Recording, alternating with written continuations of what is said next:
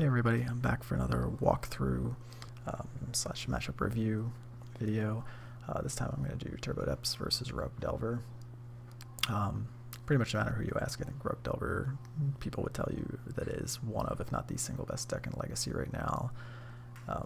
You're going to run into it regardless of what kind of events you're playing in. It has to be at least, I know they curated results and things like that, but it has to be at least somewhere between 15 and 20% of the metagame, I would guess. So it's a deck that there's a decent number of matches that I played against it recently that I can draw on for the video, and a lot of good players run it, so that's helpful too. So in this case, we're on the draw.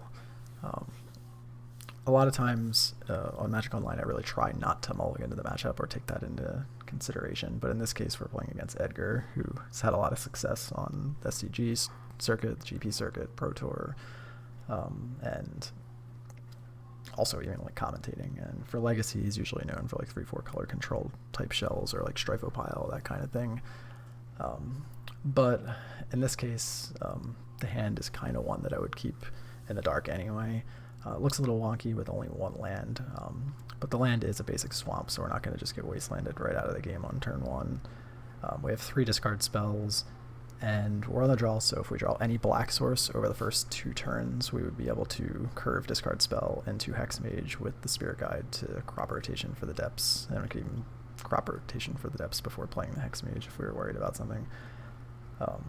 So even if we had to wait till like turn 3 to hit the second black source, we could just discard spell them into discard spell into going forward on turn 3. So as long as we hit a black source in the first few turns, we should be fine. So I think this is a keep. So it turns out that our opponent is not on their traditional choice. They're actually on Delver. They just go fetch into Volcanic for Delver. Our draw for the first turn is Bog, which, well, it isn't an untapped black source. It is the second black source that we're missing. So even if we miss on an untapped land next turn, we're still going to be able to go for it on turn 3. And we can still do what was discussed earlier, where we can just play a discard spell on turn 2, and then go for it on turn 3. So in this case, the only decision is which discard spell, whether we want to Thoughtseize or Inquisition. The reason to Thoughtseize first would be if we're worried about exactly Force of Will. So if we draw an untapped black source, we could go for it next turn, but Inquisition might miss their Force of Will. On the other side of that, the damage could be relevant, and the odds of actually hitting the untapped black source aren't that great on turn 2, so I think it's just, I think it's fine to just Inquisition here, so that's what I end up doing. So, double Force of Negation, that doesn't make any sense to take one of those, so the choice is between the Arcanist and the Preordain. In this case, they don't have the second land to cast the Arcanist. It's a little risky to take the Preordain and try and brick the Arcanist, but since we drew the Bojuka Bog, we can take the Preordain and remove it, because even if before they have a chance to actually be able to cast it off the Dreadhorde, because even if they draw the land for the Dreadhorde, we're just going to play Bog on turn 2 and knock out the Preordain, so their draw would have to go, to get punished by taking the Preordain, their draw would have to go land for the Arcanist into Cantrip, and then find like a wasteland off the Cantrip. Whereas if we just leave them with the Preordain, they could just Preordain and get their draw step, and then 2 to 3 more looks, depending on if they scry out to the bottom looking for a wasteland. So they have 4 looks at a wasteland, up to 4 looks at a wasteland, which is really the one thing this is the one card our particular hand can't handle at this spot. So I think the Preordain is the right selection here. So that's what I take.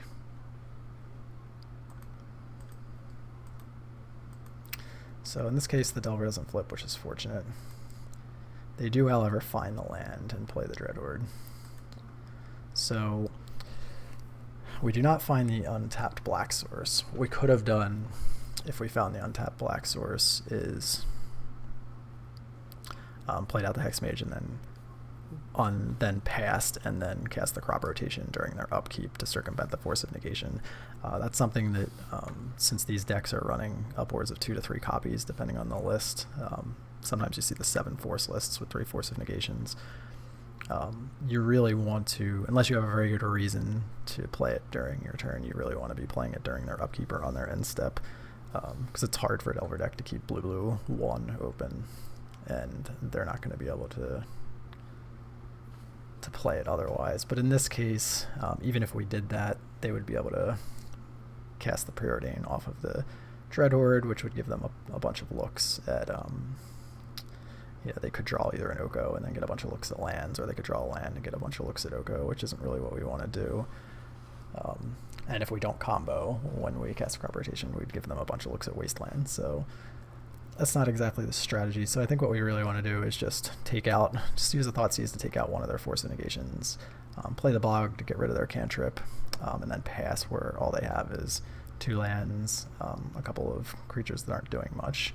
And the only way they could really do something powerful is if they draw exactly a Wasteland, or if they draw exactly a cantrip next turn. So that's the turn. So yeah, it's nice to, the Bog coming into play taps is kind of unfortunate, but it does have uses in this match. Sometimes there's a cantrip or 2 just hanging out in the graveyard before the Dreadhorde gets active. Sometimes their hand, their big threat is the Hooting Mandrills, and it kind of shuts that down for a few turns. So it has its uses, even if we happen to draw it. So the Delver misses on the flip again. They play the Tropical, so that was their turn. So we're in pretty good shape here. So our draws have been very cooperative. In this case, because we drew the Depths last turn, we don't even have to spew our Crop Rotation. We can hold on to that as a protection piece, and then we drew a Knot of this World, so we actually have 2 protection pieces, or a protection piece and a way to get through the Delver if it flips. So given that they only have a Force of Negation, we don't have to worry about Oko at all, because if they draw and tap out for Oko, we just Knot of this World this, untap, and even that doesn't basically do anything. If they flip Delver, we have Crop Rotation to push past it. And even if what they flip to is somehow an answer, say they draw a Vapor Snag or something, they're not going to have a second blue card for Force, and they wouldn't have enough mana for a Vapor Snag or a Brazen Borrower plus Force of Negation. So our draws were very nice, and made it so that we don't really have to worry about much of anything. So here it's just Hexmage Depths, pass.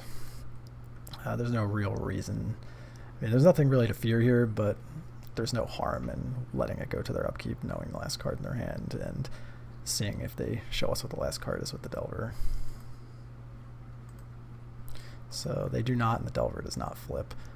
So here it's just, we don't want to. We wouldn't lose to Wasteland necessarily either, but that would be a card that would delay us for a turn, because they could just play Wasteland, and if we tried to Crop Rotation for a Ghost Quarter to combo on the turn, they do actually have 3 mana to pay for the Force of Negation, so we would have to take our next turn and Thoughtseize to get the Force out of their hand to actually do it, so there's no point in waiting to see what they draw.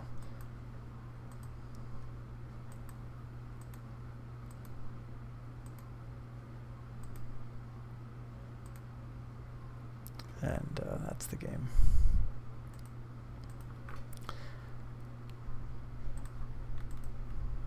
So as far as Delver matches go, that one's going to be on the easier side. It's not going to be that easy all the time. Our draws were good. I think we were going to be okay anyway, based off the opener, but our draws were very good.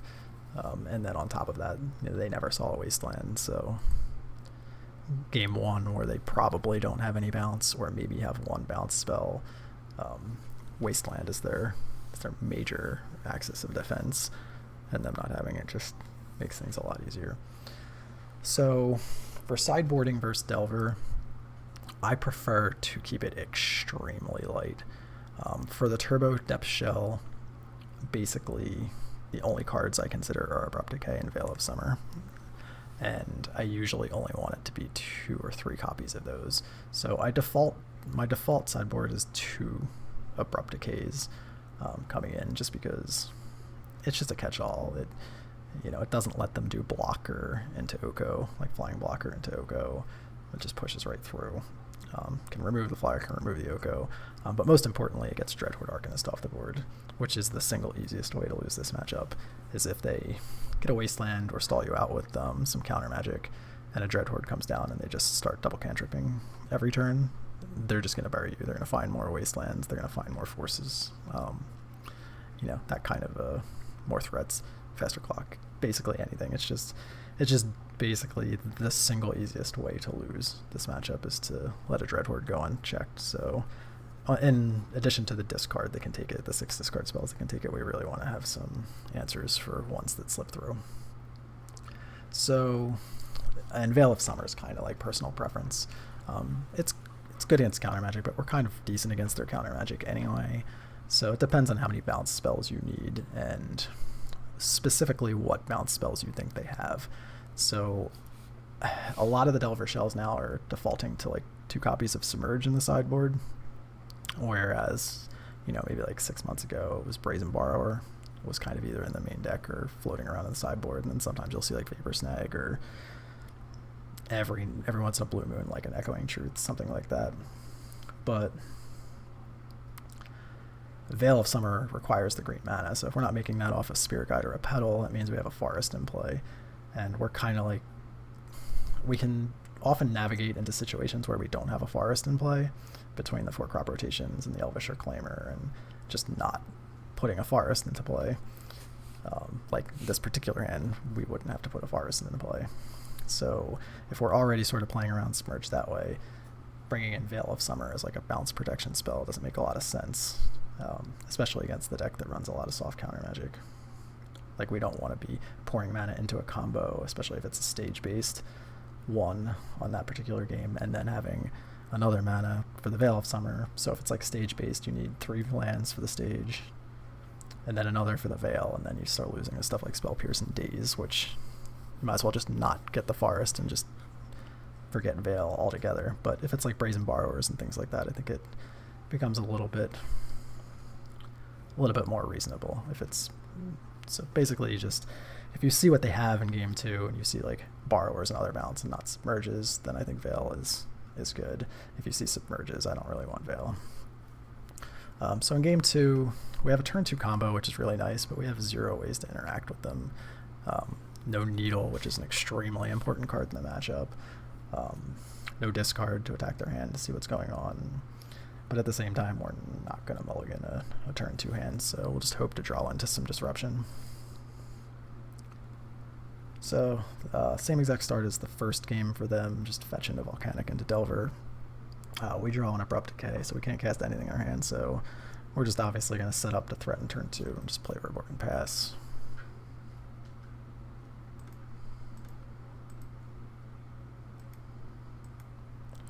So their Delver does not flip, so they just crash in for 1 and play a fetch land and pass. So we draw a 3rd copy of Dark Depths, not exactly what we were looking for. So here the decision is whether we jam X-Mage or not. We currently have 0 other plays. We have no green mana, we have nothing going on.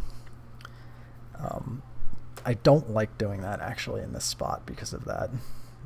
Their hand has also developed extremely slowly, which kind of screams counter magic. Like, what Delver player is going to keep a hand that basically hasn't cantripped even though they have a fetch, hasn't played a Dreadhorde Arcanist on 2, they kind of just played Delver and 2 lands on a 7-card keep.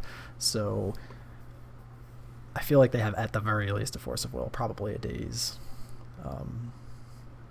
One or the other anyway. So I don't think this Hexmage is going to resolve, and if it gets Dazed, that's just a complete blowout where we're just going to have to draw well off the top of our deck. So I think I would rather play it on turn 3 off the Swamp and just not just lose to a single Daze and at least make them spend multiple cards to deal with it.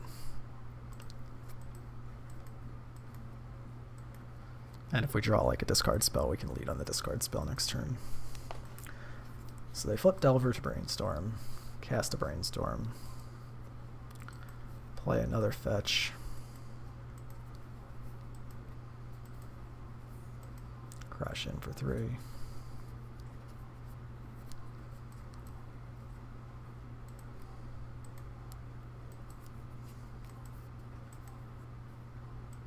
Brainstorm again. Fetch again.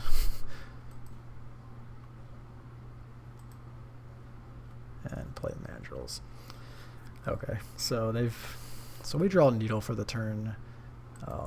They had 2 perfect Brainstorms last turn, so their 4 cards are likely to be pretty good. We did draw the Needle, which is useful, but they haven't played a Wasteland yet. It's possible they have one coming next turn. I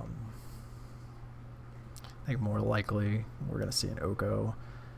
So the options are to play a Needle, but we're already taking and then just there's nothing really makes sense. I think we kind of have to just play the Hex Mage here. We're just too far behind. Like if we don't go for it this turn, their attack puts us to 9, and then even if we present the combo the following turn, they can crash through for 3 more, and something as simple as like 2 bolts over 2 turns, or playing an Arcanist next turn and then having a single bolt and bolting us twice that way.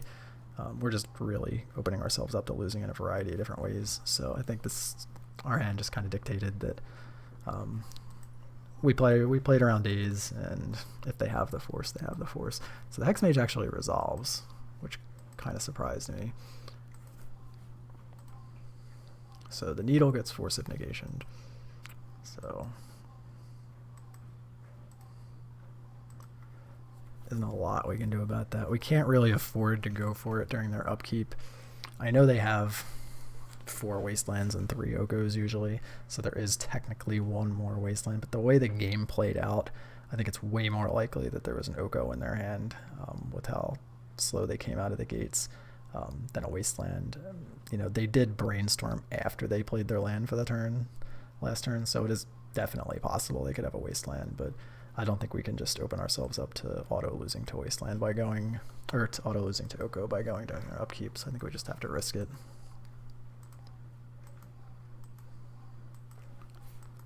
So they attack with just Mandrills. Not going to make the token a block for the same reasons. We didn't go for it during their upkeep.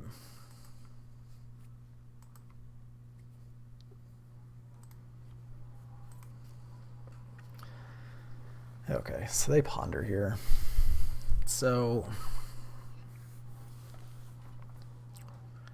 I think the calculation's a little different now that they ponder, in that they get up to 4 more looks at a Wasteland. And if they do Wasteland, their clock is too fast. Like, we would have to draw into a card that beats Wasteland, like either the Ghost Quarter or the Stage, so that we can double combo, or a Needle, like basically immediately, or they're just going to run us over.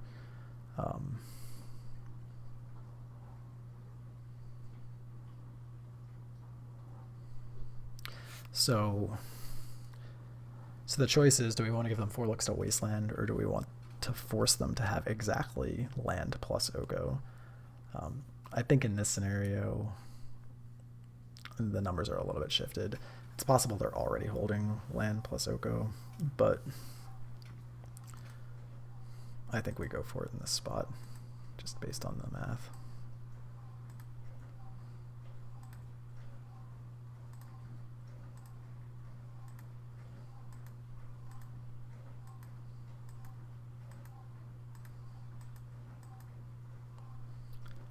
So in this case, they did find the Oko.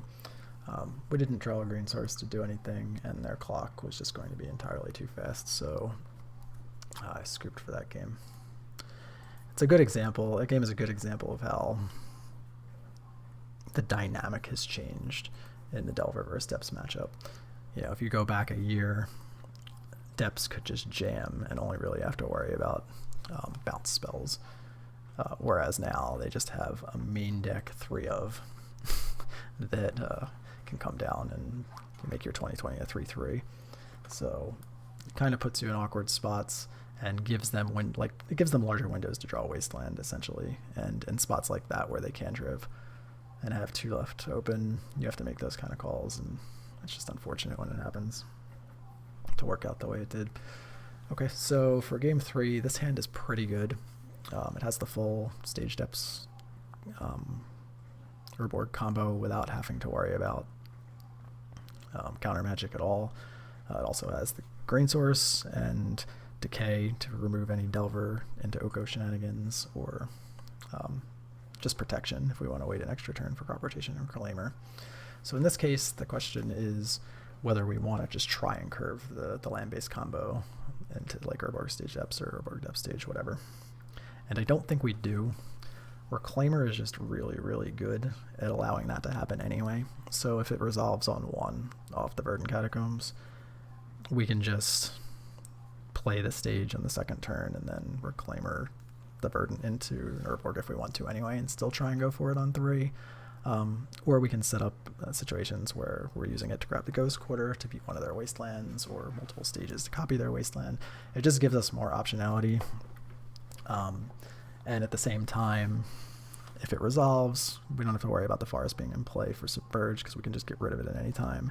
And even if it doesn't, we can crop rotate the land away at any time anyway, since we have that. So there's no real downside, and I think it gives us more upside against their wasteland draws. So I think we just play the Reclaimer out first. So they force Pitching Force. So as far as the land to fetch, we really don't care if they wasteland this Bayou, because we have the lands based combo entirely. I think a lot of people would default to fetching the basic so we could develop our mana, but in this case that land doesn't particularly matter, and it would be a win for us if they waste the Bayou. So I think that was the right play here. So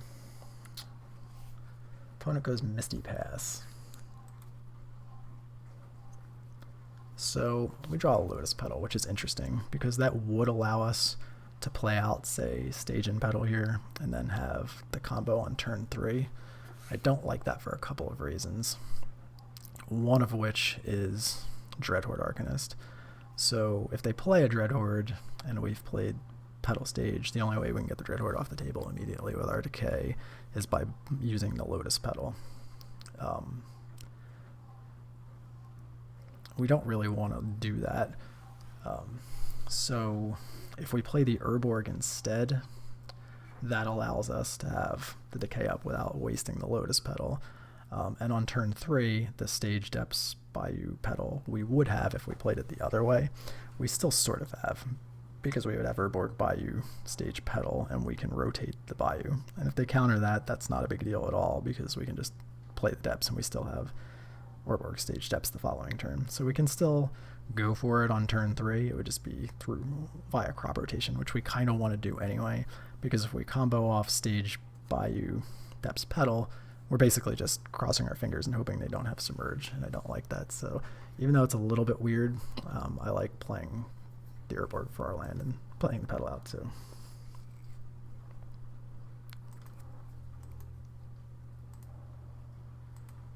So the opponent goes Volcanic Pass, which is a really odd opener for Delver. So they had the 2 forces and basically went land go twice. So for our turn, I think it's just... Okay, so we draw a Needle. So here we can do what we talked about. We're still going to have 3 mana to be able to go for it with Crop Rotation if we want to, and we still have the extra mana to play the Needle, so I think we do play the Needle here. So the choice here with the Needle is between, to me it's between Oko and Wasteland. You could get cheeky since they let it resolve into Misty Rainforest. But we do have Urborg out at the moment. I know we could crop it away, but we don't really want to do that. So we could technically maybe cut them off green if that was their only green source. I don't like that. I think the problematic cards are just Wasteland and Oko.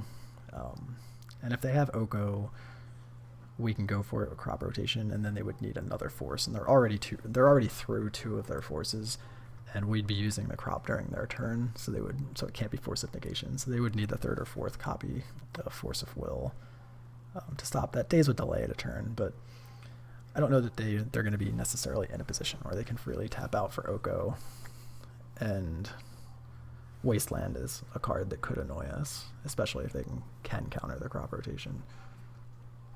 So I just like this particular situation. So at the end of the turn, they return to nature the Needle, so the decision didn't really matter, but for what it's worth, I do think Needle was or Wasteland was the name.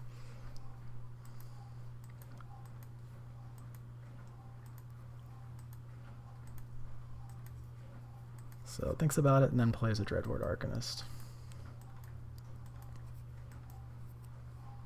So we're in the spot that we discussed where they're going to need either one of the last Force of Wills or exactly a Daze to not die here. And even if they do somehow have the Force to counter this, we just have the ability to go for it next turn anyway. So we go for the Crop Rotation, and it resolves. Yeah, and that's good enough. So some interesting situations came up in this match, but we were on the fortunate side. They just didn't see a high quantity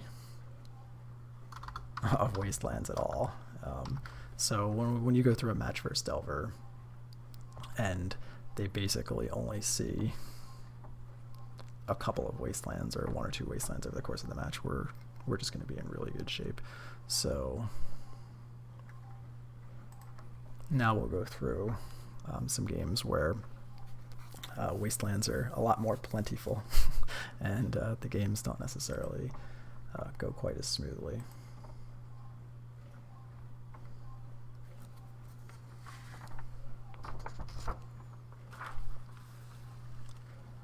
So this opener is interesting. I think it's a trap hand though. So you look at it and it has the Urborg, it has the Green Source, it has a Sylvan Scrying to go get depths. So basically you have, arguably, the full combo. Has a Bog to maybe mess with a Dreadhorde Arcanist, but has the K to kill their first threat too.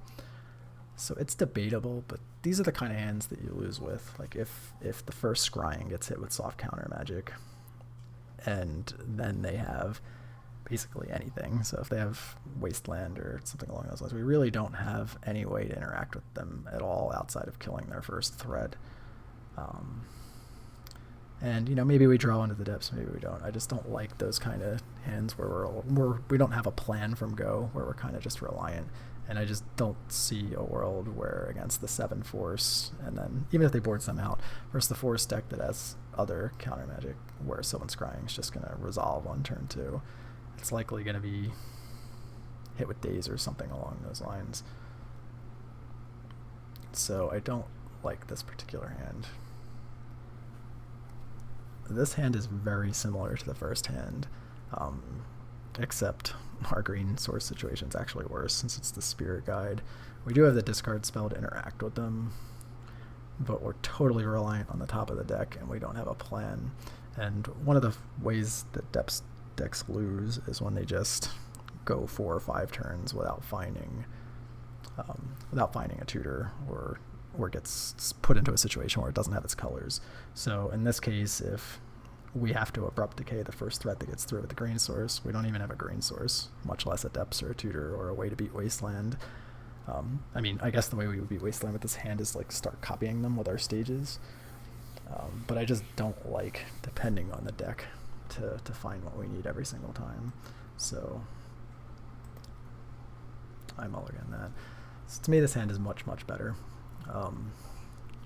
We have the depths already. We have a piece of interaction in the Thoughtseize, and we're going to have a tutor left over, so even though we're on 5. So in this case, since we're on the play, I think the Petal playing around Daze is less of an issue. So I think that gets bottomed. And I think Reclaimer is slightly worse than Scrying here, because if it just gets bolted, I'd rather the tutor be a guaranteed tutor. So here I think it's just Thoughtseize off of Swamp.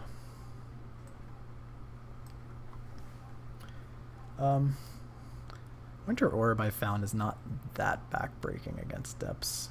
We're not like tapping out 3 mana for a particular card or anything like that.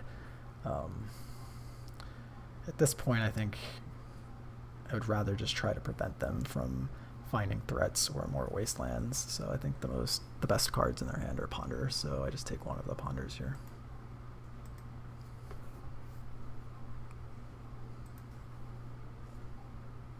So their draw for the turn was Volcanic, and they pondered and shuffled, so that's pretty good for us. So we draw a stage, which is excellent. So we play the Scrying, which resolves. So there's a couple of different ways you can approach this. You can grab stages and start trying to copy their wasteland, and usually most players that'll prompt to just waste the stage when you try and copy it.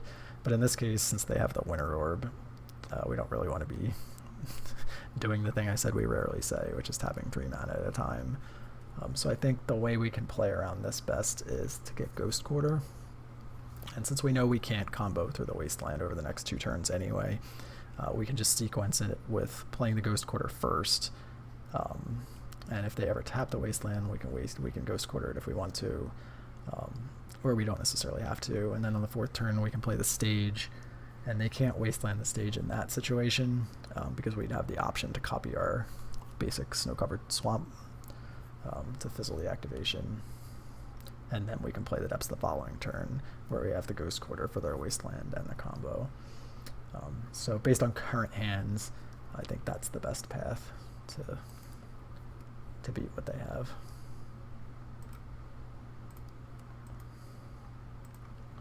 So they play Wasteland and Winter Orb.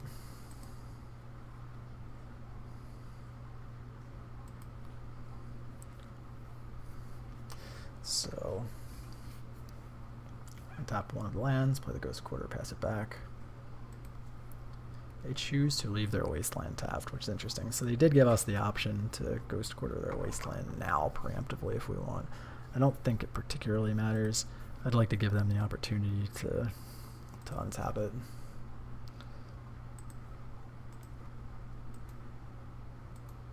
So they played a Delver. That was one of their draws.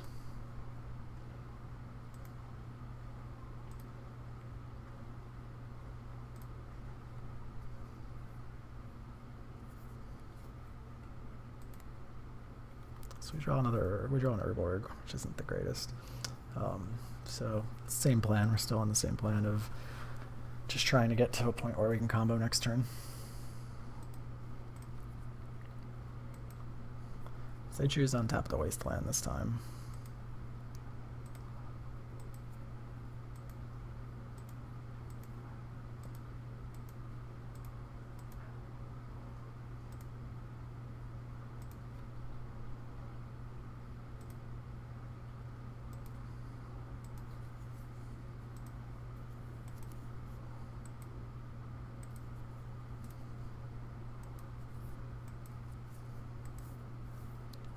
So they ponder no shuffle this time and pass the turn. Here we don't want to mess with any stage activations because they could just wasteland us in response and hit the stage. So I think we just go to our turn and play the Depths out. No particular reason not to play the Petal that we draw out here.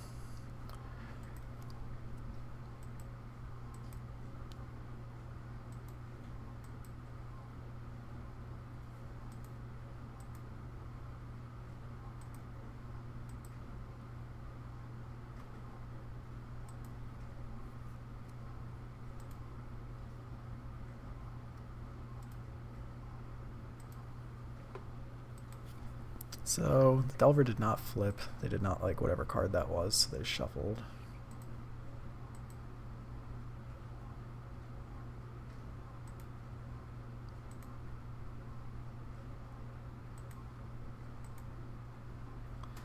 Okay, so they have the second Wasteland. So the decision we had during their upkeep there, once the Delver didn't flip, is whether we wanted to go for it then or not.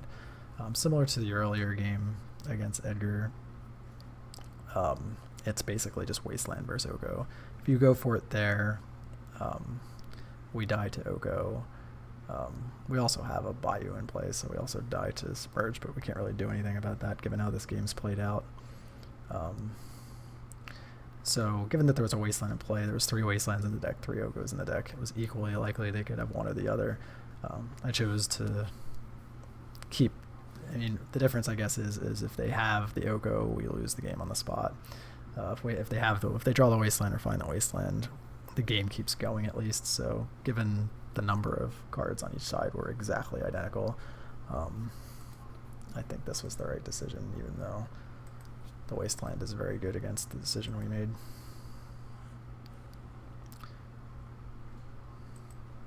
So interestingly enough, they elected not to attack.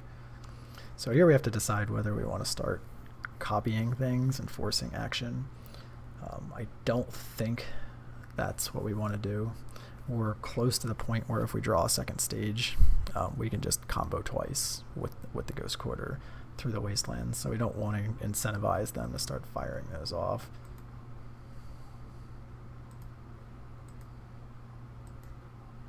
So we draw an Inquisition so we can at least see what we were dealing with. Okay, turns out they had Oko too. So no matter what we did, we were going to be in a lot of trouble. The third wasteland's pretty backbreaking. We don't really have a choice here. The choice is easy Oko. There's not really much we can do in this spot.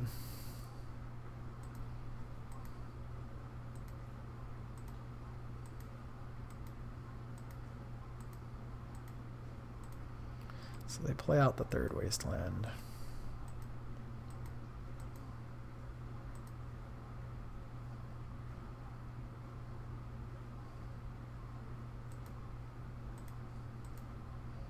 And they have a Goyf too.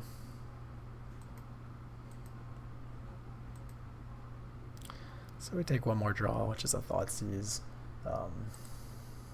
Here they already have a bolt for us, so we're at 13. 10, so we're already at 9 essentially. Had they not had the third wasteland, a second stage was still live. A Needle would have still been live, but even if we draw a Needle next turn, in response they'll just fire off a wasteland, and even if we Ghost Quarter, they'll fire off another wasteland, and then even if we try to stage, they'll fire off another wasteland. So there's really nothing we can draw over the next turn or two that's really going to get us out of this situation. So basically there's a handful of types of games that we lose to Delver. One is 2 or more wastelands like this. Another is Dreadhorde Arcanist being unchecked. Sometimes they just get the Delver double days, 1 wasteland hand plus a force or something they can get there, 2 over the course. But those are the kind of games you need to watch out for. Unfortunately, we didn't have a Needle this game, so it's just kind of what it was.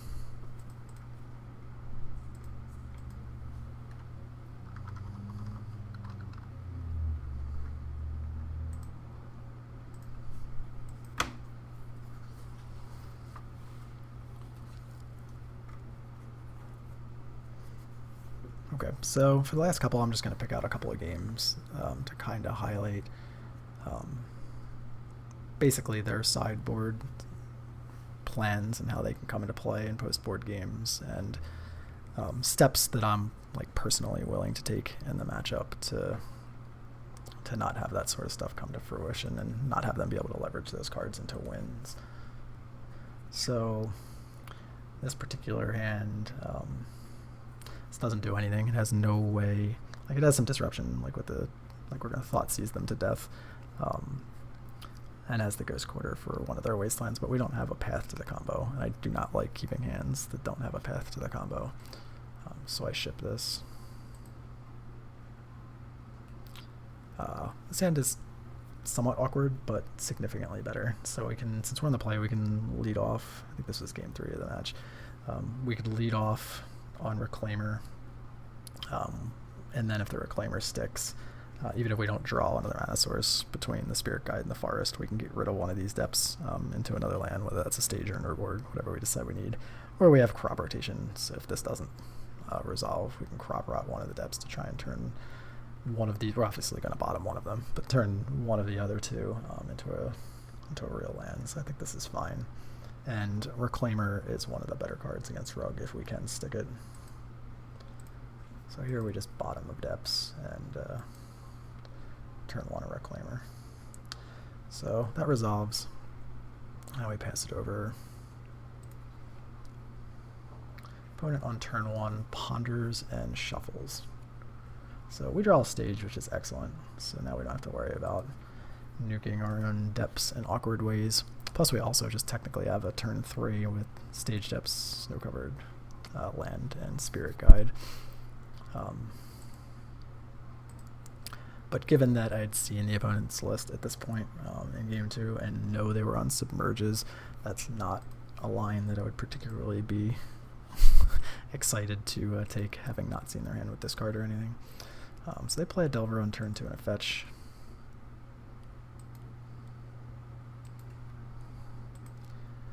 So an interesting decision point here now is Reclaimer versus certain versions of Rug. So in this particular spot, I'd seen Stifle. So if you think they're on or know they're on Rug with Stifles, you gotta be really careful when you activate the Reclaimer.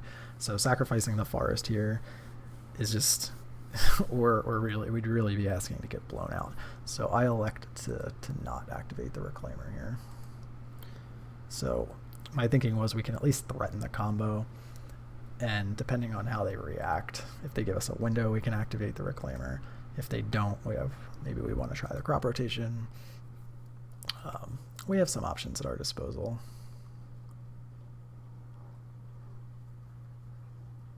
So we could play Needle here and try and shut off Wasteland, but I don't think they actually have Wasteland, just the way it's sequenced out.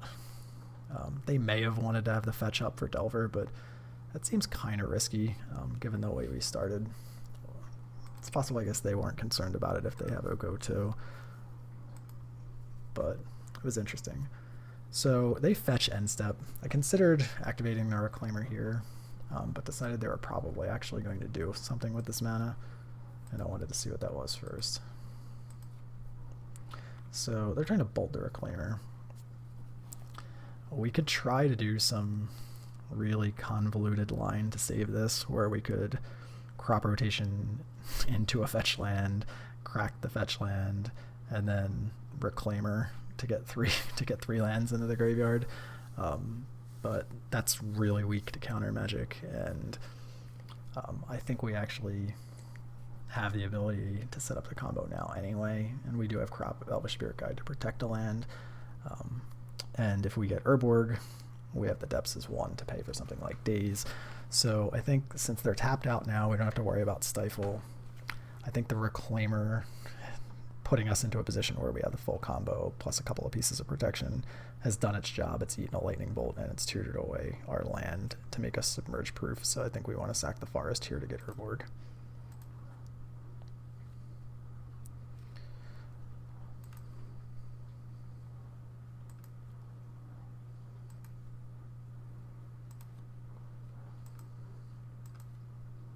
So fortunately Delver does not flip. They start off with Ponder Shuffle.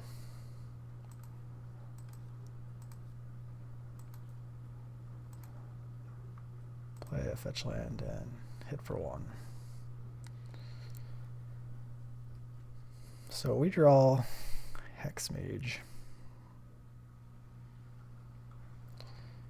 Don't think that's really what we want to be doing. After the turn 1 Reclaimer, we've kind of haven't given them anything to point counter Magic at. We don't want to give them a free way to buy time. So I think the safe play here is to play the Needle. And if they daze that, we'll have a decision to make, but if they force that, it doesn't actually affect anything because we have the Spirit Guide in our hand and we still have the combo up. I mean, if we really wanted the extra mana, we could even play the second depths so that we still have 3 up. So we could technically pay for Daze here if we wanted to, but I think the safe play is just to see what happens with the Needle first, and because we can play the second depths, we want to use the depths to cast it. So this resolves here. So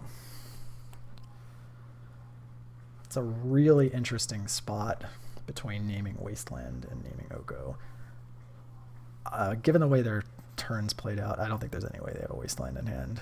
it's highly unlikely they would have risked playing the fetch land there, even as like a scry effect with the Delver, unless they had an Oko in hand. So if they have both, we're still hitting with the Oko anyway. If they have just the Oko and not the Wasteland, it's great. So I think given that we have the combo up and we can try to resolve crop rotation for Ghost Quarter if we have to, I think Oko is the better name in this spot.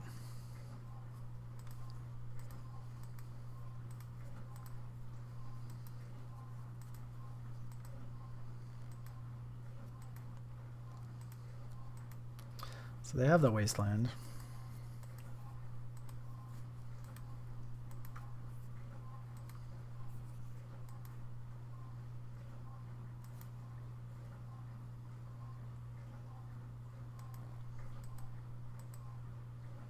And they also have the Oko. So we would have hit either way. I guess the difference is this is a clearly superior place to be in. So if we had have done it the other way, we would now have a 3/3 needle. They would have an active Oko and an active Wasteland. I guess the difference is they wouldn't have been able to tap out for Oko, since we would have been able to combo and win. So I guess in the instance where they have both, we would have been in a spot to win the game had we named Wasteland. But I still like the play. I don't know, maybe I have to think about that more.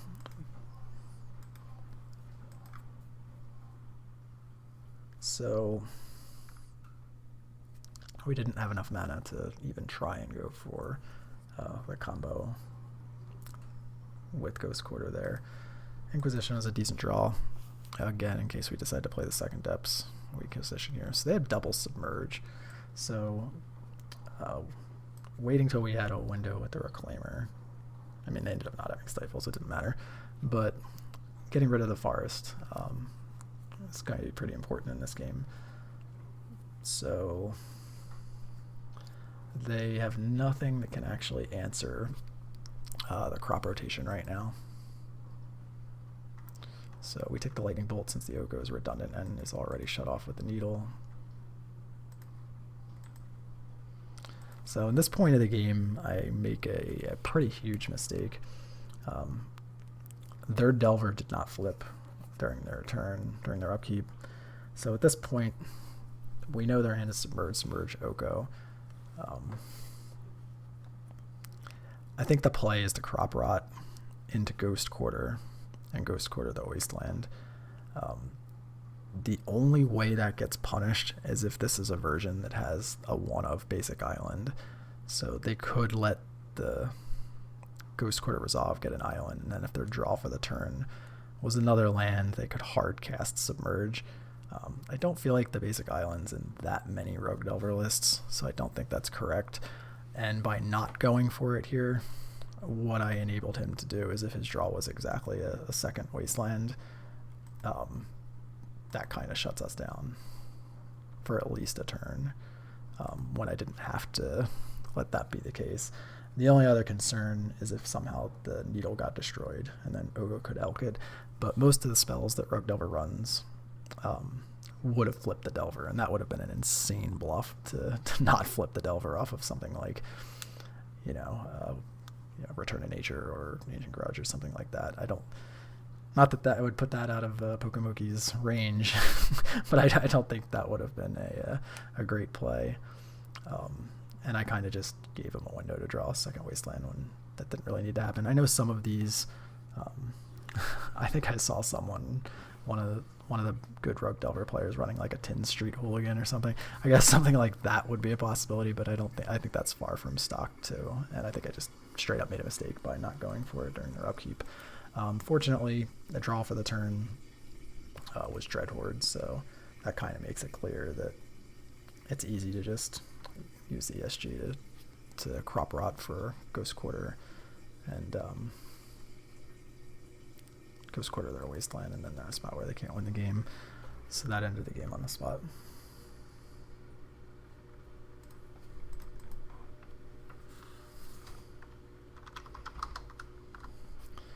So do one more replay as far as how far I'm willing to go to play around that particular card. Okay, so this was also a game 3.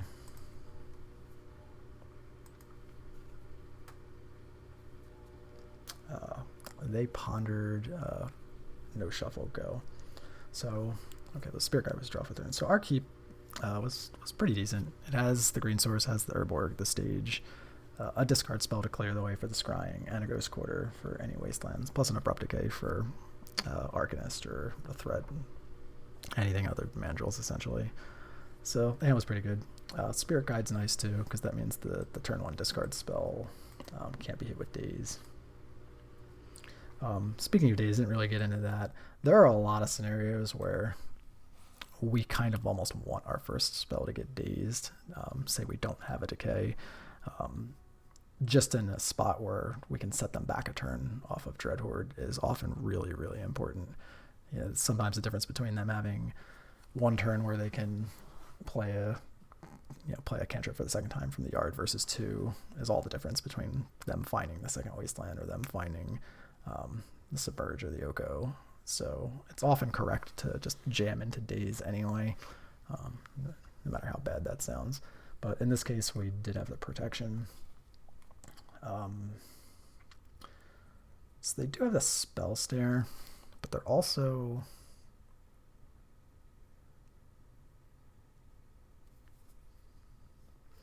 off of greens. They can't currently cast the Goyf. I think they're likely to tap for the Delver, which means we don't really have to worry about Snare. We should be able to get through it. If they don't, if they just leave the blue source up for Snare and don't play a threat, that's great too. Those are the exact kind of games we win versus Delver. And considering they have 2 wastelands, we kind of want to maximize our time. So if the longer they go without tapping for a threat, the better. It's possible they just play Delver and wasteland us, which we're also kind of okay with. We have a decent number of lands, and it's so much easier for us to get through the wastelands when they just go after our first couple lands as opposed to having to fight through them on the table. But I think we want to keep them off of Tarmogoyf and any additional answers. So I think Brainstorm is the best card. We take Brainstorm.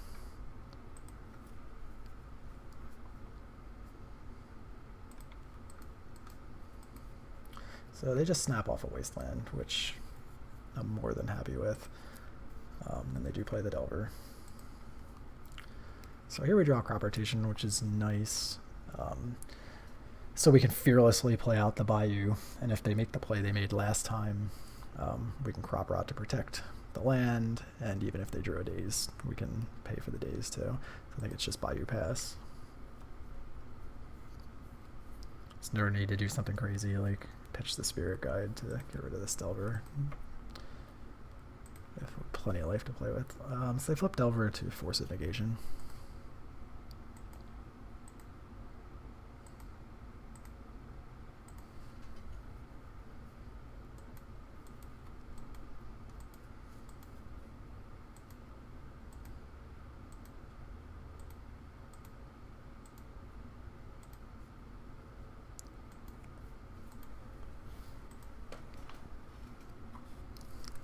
So I considered Abrupt Decaying the Dreadhorde at the end of turn because we're going to need to kill it. Ideally, I kind of wanted to save the Spirit Guide because that might be necessary to try and, because we have the Ghost Quarter for the Wasteland, it might be necessary to try and trick through a win on the key turn. So if we draw, say, an Urborg or a second black source or a fetch for a swamp, that kind of thing, we won't have to waste the Spirit Guide. So I elected to not do that there. So we don't draw another black source or green source. So unfortunately, the Dreadhorde's just too good. They already have 2 cantrips in the yard. We can't let them start chaining. They're basically going to bury us if that happens. So unfortunately, I think we do have to spew the Spirit Guide to get rid of the Dreadhorde Arcanist. So we could Ghost Quarter their Wasteland, but that doesn't make a lot of sense to me when we can just needle it. They don't have a... We know their last 3 cards exactly. They're nowhere near casting an Oko. They would need to draw green and Oko. So I think we just play out the Needle on Wasteland and take it from there.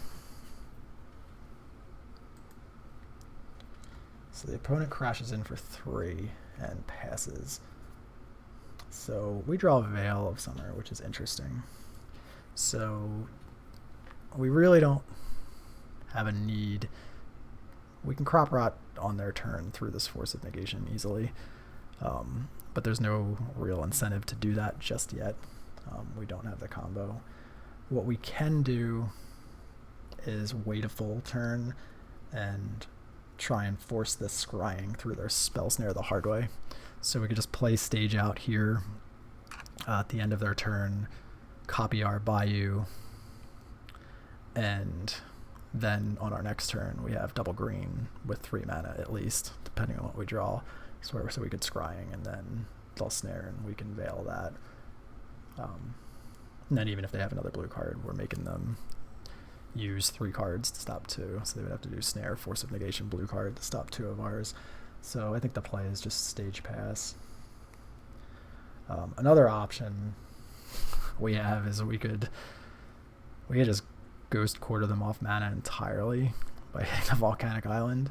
But I think we're in a pretty good shape just trying to work towards our combo. We could stage our Ghost Quarter too to continue to keep them off that, but they have a clock. I think we just want to work to our combo as opposed to messing around with that.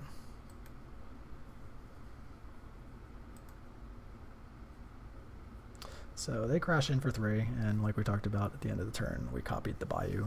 And the nice part about this is we're going to combo eventually off the stage anyway, if we get the chance to combo. So we're not really adding submergible lands, since this just goes away when we combo regardless. So we draw a Forest, which is interesting. As odd as it looks, we can safely play this Forest and still not worry about top deck submerges, because we have the option to this would go this Bayou would go away when we combo. We have the Crop Rotation to remove another one, and we could also Ghost Quarter another one into a basic swamp. So even though playing this actually gives us 3 forests, we have the ability to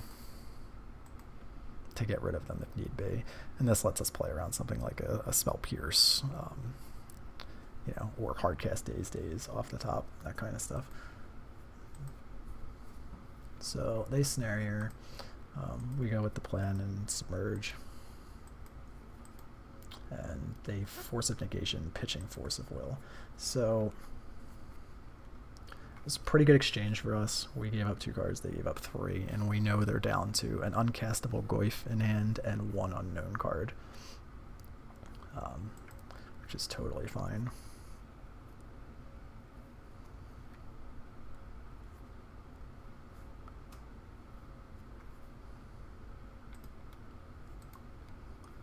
So we could crop there during their upkeep, knowing that they can't force anything, because they only had 1 other non-Goyf card. But it could have been a Daze still. We didn't give them a window to play a Daze that turn, so there's no reason to just use our Crop Rotation there. So they crash in for 3 again, puts us to 8. The step is an awkward draw. It's pretty good in that if they keep their Insectile Aberration back, we could push right through it. Yeah, there's no real need to do anything else here.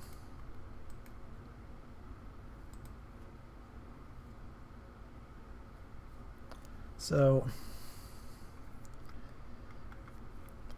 these decks often do have 2 to 3 copies of Force of Negation. We don't want to give them yet another draw.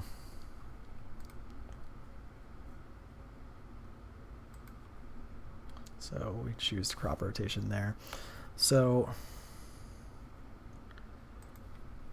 the other decision point was whether or not to combo during their upkeep or not. Given that we already have Wasteland needled, there's just no incentive to go for it there at all. Like, one of their last 2 unknowns could have been Oko, and they could just draw a green source and play it. So there's just no need to... Once we have the needle on Wasteland down, and they don't have a clear path to remove it. So if they had 2 extra lands in a Wasteland or something like that, I guess they could play a third land, and then in response hit the needle and then Wasteland. So that's the one reason to go for it. But I think it's just overall safer to play it like this.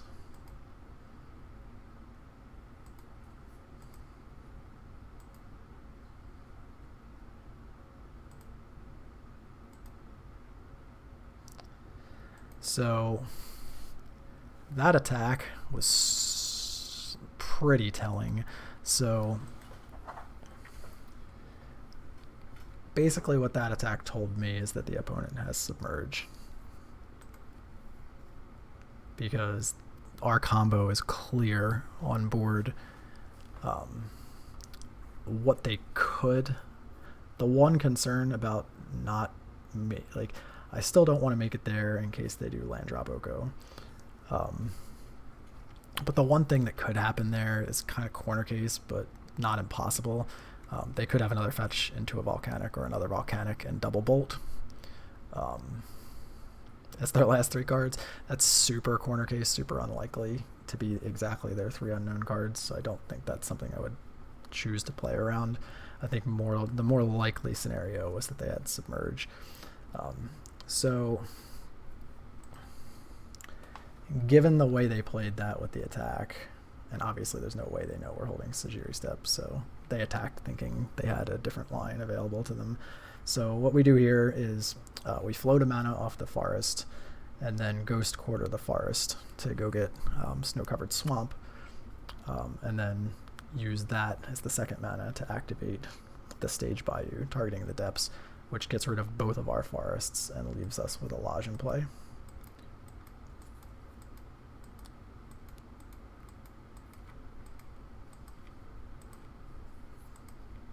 And Submerge proof. And I did ask the opponent after the game, and they were nice enough to tell me that they did in fact have a Submerge, and that's why they took the line they did. So